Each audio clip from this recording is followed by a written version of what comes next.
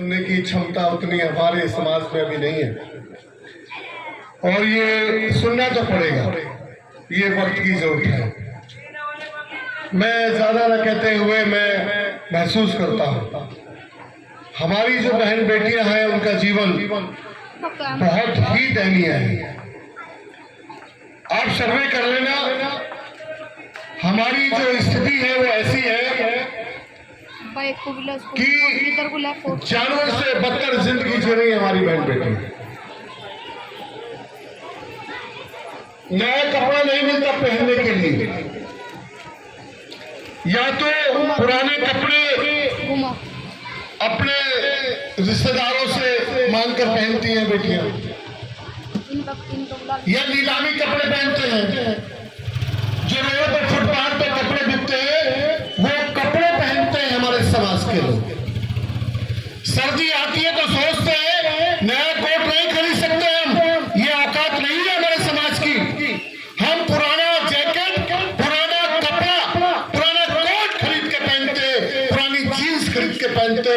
आप अगर किसी बाजार में जाते हो तो सस्ते से सस्ता ढूंढते हो, खाने का भी पहनने का भी। ये स्थिति है हमारे समाज की।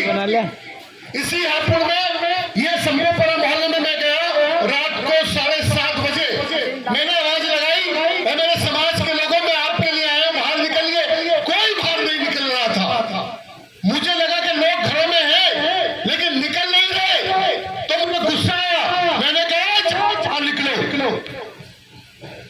जब गुस्से में मैंने बात बोली तो कुछ बहन बेटियां आई, उन्होंने कहा भाई साहब घर पे कोई है ही नहीं,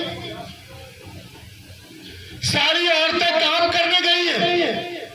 रात को 7:30 बज रहे थे, शंभुपुरा की मेरी बहन बेटियां काम पे थी।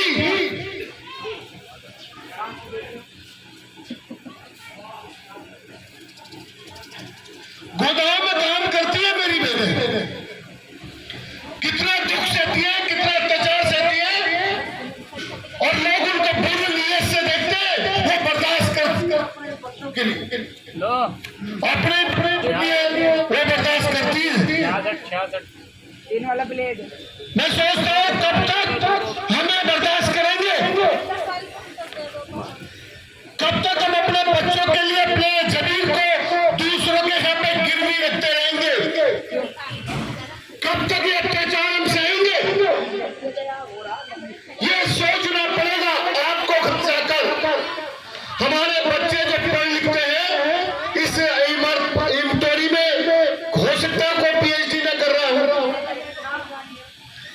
पूरे 2-4 हजार 1,000 लोगों में एक बच्चा पीएचडी डीलिट एमफिल कर, और वो करता इसलिए ताकि वो जीवन का मोल समझ सके, जीवन जीने का उद्देश्य समझ सके, हमारी सामाजिक आर्थिक स्थिति को समझ सके, हमारे महापुरुषों के त्याग, उनके बलिदान, उनके इतिहास को समझ सके, और ये समझ के अपने समाज के लिए कुछ बेहतर करने के लिए तैयार हो सके।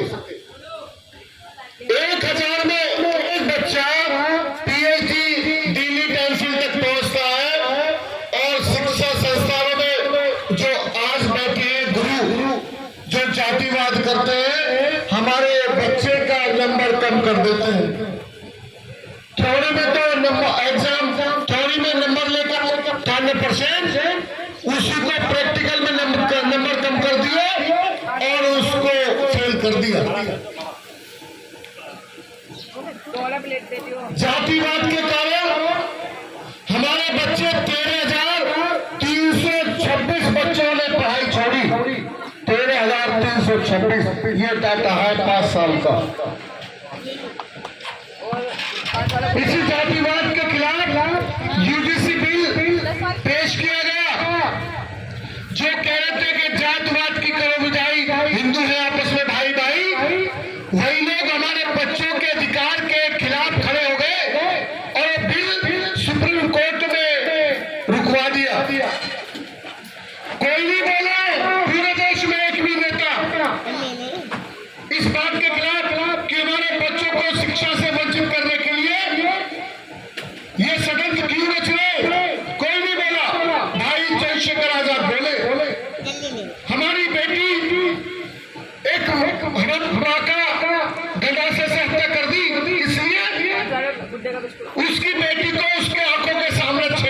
मां ने ऐतराज किया तो गंडासे से गर्दन काट दी।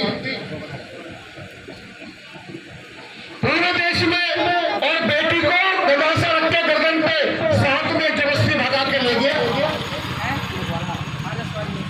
पुलिस प्रशासन ने गिरफ्तार नहीं किया। पूरे देश में किसी ने आवाज नहीं उठाई। भाई चंद्रशेखर आजाद अपनी गाड़ी से निकले और पुलिस वालों ने रोका तो अपनी सिक्योरिटी को छोड़कर पैदल दौड़े, मोटरसाइकिल को दौड़े और झाड़ झूले में से निकलकर वह काशी मेरठ टोल नाके पे पहुंच के धरना प्रदर्शन किया। तब खबर दी गई पुलिस प्रशासन ने कि उनको गिरफ्तार कर लिया। अगर भाई चंद्रशेखर आजाद नहीं बोलते, अपने उसकी आवाज नहीं उठाते तो उस बहन के बयान बदलवा देती पुलिस और मां के कत्ल में बेटी को फंसा दिया जाता। किसी ने मारा है और हमारी बहन को बच्चन करार दे दिया जाता। मैं ये कह रहा हूं, कब तक जुर्म सहेंगे आप अपने मोहल्ले देखिए, गलियां देखिए, अपने मकान देखिए, ये सीमेंट चुट रहा है, नहीं लगेगा पूरी जिंदगी सीमेंट। ये मकान बने, ईंट गिर गई, इसमें प्लस